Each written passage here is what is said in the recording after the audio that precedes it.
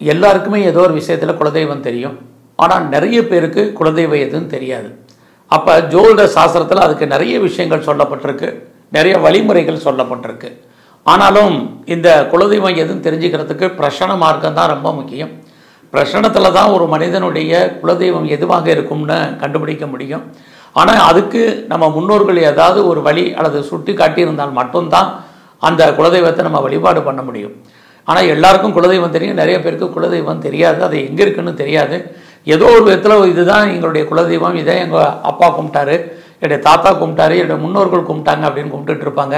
குலதெய்வம் தெரியலைனாலும் பரவாயில்ல, உங்களுக்குன்னு எது இஷ்ட தெய்வமாக இருக்கோ அதை கும்பிட்டு வாங்க போதுமானது. ஆனால் இந்த குலதெய்வம் தெரியாதவங்களுக்கு அல்லது குலதெய்வ வழிபாடு முடியாதவங்களுக்கு பிரசனத்தின் மூலமாக தான் குலதெய்வம் எதுங்கிறத கண்டுபிடிச்சு சொல்ல முடியும். அந்த பிரசனத்தில் சோழி பிரசனம் பார்க்கலாம், தாம்பூல பிரசனம் பார்க்கலாம், தெய்வ பிரசனம் பார்க்கலாம். ஏதாவது ஒரு பிரசனத்தின் மூலமாக அவங்க குலதெய்வம் எதுன்னு கண்டுபிடிச்சு சொல்ல முடியும். அதுக்கப்புறமாக அந்த வழிபாடை, அந்த தெய்வத்தினுடைய வழிபாடை இவங்க சம்மந்தப்பட்டவங்க போய் வழிபாடு பண்ணுறது ரொம்ப நல்லாயிருக்கும்.